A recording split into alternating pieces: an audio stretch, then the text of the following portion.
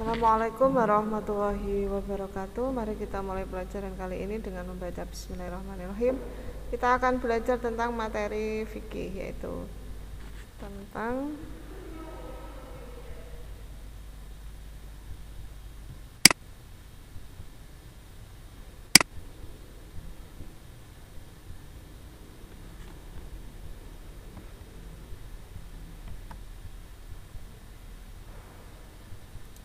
memahami hukum Islam tentang zakat, haji, dan juga wakaf. Jadi kali ini saya akan menjelaskan tentang perundang-undangan tentang pengelolaan zakat, haji, dan juga wakaf.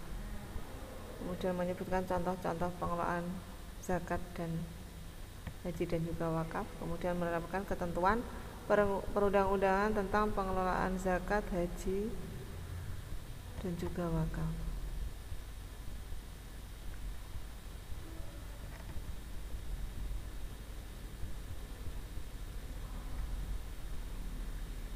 Perundang-undangan tentang pengelolaan zakat.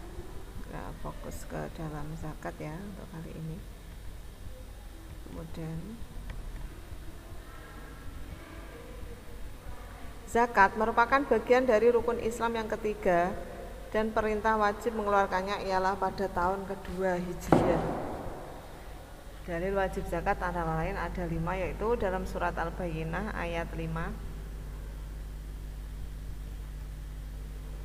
Selain zakat juga ada infak. Infak adalah menyisihkan sebagian harta yang dimiliki atau rezeki dari Allah Subhanahu wa taala untuk beramal kepada jalan yang diridhai Allah Subhanahu wa taala. Berinfak dapat dilakukan dengan berbagai cara. Biasanya dilakukan untuk pembangunan masjid, kemudian menyantuni fakir miskin, kemudian memberikan sebagian rezeki kita untuk anak yatim dan lain sebagainya. Jadi zakat menjadi suatu kewajiban yang harus ditunaikan kepada yang berhak dan bukan karena belas kasihan orang yang berharta kepada orang yang tidak punya. Kedudukan zakat sebagai salah satu rukun Islam mempunyai fungsi yang sangat penting dalam kehidupan manusia. Di satu pihak, ia merupakan bentuk pelaksanaan interaksi manusia sebagai makhluk sosial, dan di lain pihak ia mendorong dinamika manusia untuk berusaha mendapatkan harta benda sehingga dapat menunaikan kewajibannya berzakat sebagai bukti pelaksanaan dari rukun Islam.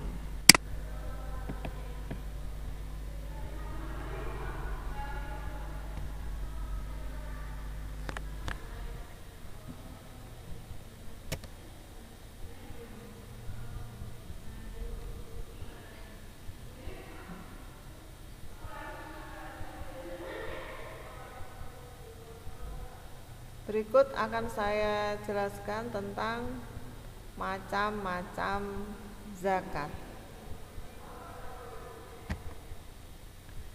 Yang pertama adalah zakat mal atau zakat harta benda ya, zakat mal. Zakat ini diwajibkan kepada 5 jenis harta berikut ini, yaitu harta kekayaan, yaitu seperti emas, perak, uang. Zakat harta kekayaan ini adalah 2,5%. Standar yang dipakai adalah nisab emas dan perak. Nisab emas 20 dinar atau 85 gram, sedangkan perak 624 gram.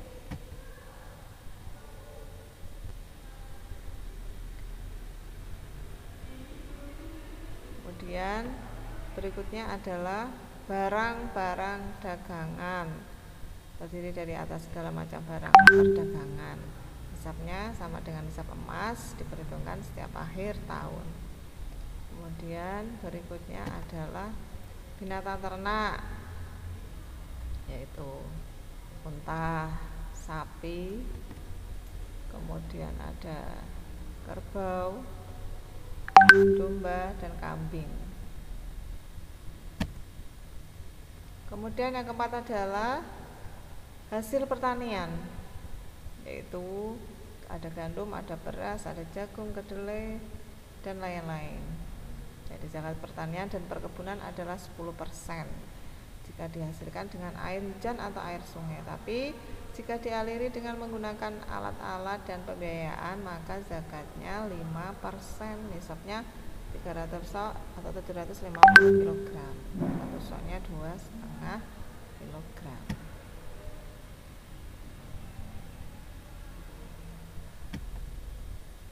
Kemudian yang kelima adalah hasil perkebunan atau buah-buahan, yaitu anggur dan juga kurma.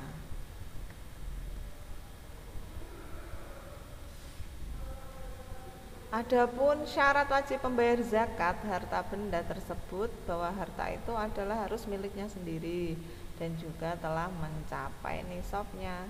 Jadi untuk harta kekayaan yang berupa emas, perak atau barang dagangan dan binatang ternak dimiliki dalam waktu 1 tahun. Sedang untuk hasil pertanian dan perkebunan dibayar zakatnya pada saat panen.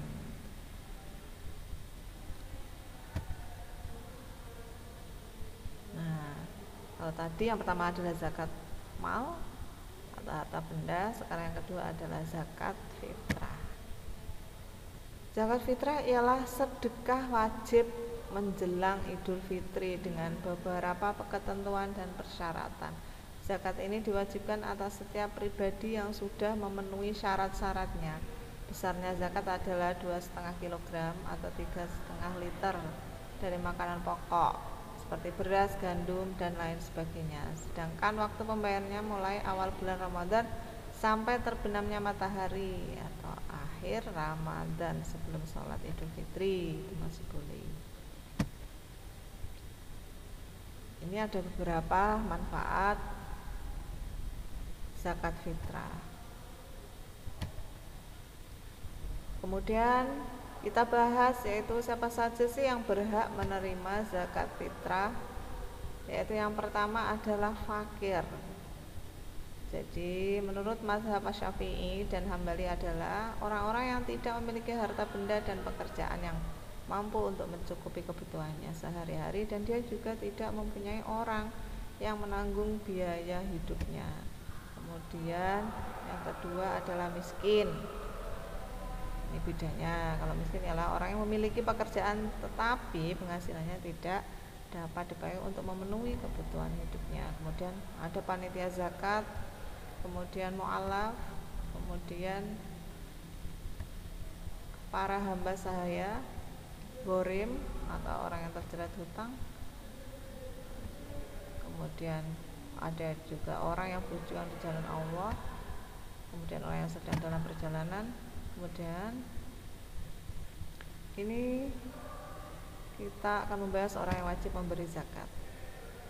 Orang yang wajib mengeluarkan zakat adalah orang Islam yang memiliki harta kekayaan dan cukup nisab serta telah memiliki atau dimiliki 1 tahun dari harta yang menyebabkan wajib dikeluarnya zakat. Jadi ini adalah syaratnya bagaimana orang tersebut bisa atau harus mengeluarkan zakat.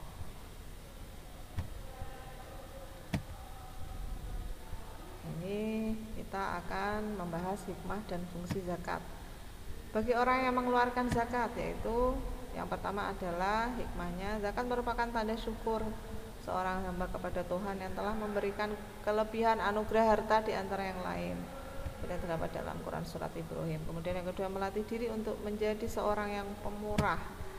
Kemudian melipat gandakan pahala dari Allah Subhanahu wa taala. Kemudian menggugah semangat etos kerja, menyucikan harta dari bercampurnya barang yang haram. Nah, ini bagi orang yang menerima zakat, ini manfaatnya adalah dapat menikmati harta yang dimiliki oleh orang kaya, upaya untuk menolong mengatasi kesulitan dan kesusahan yang diderita golongan fakir miskin. Kemudian khusus bagi mu'alaf dapat memperkokoh serta memupuk rasa keamanan. Hikmah zakat bagi masyarakat umum yaitu mengandung makna kebersamaan karena turut memikirkan nasib orang lain. Kemudian dapat memperkecil rasa kesenjangan. Kemudian mendidik masyarakat agar mempunyai sifat sosial yang tinggi. Cukup sekian dari saya, semoga bermanfaat. Assalamualaikum warahmatullahi wabarakatuh.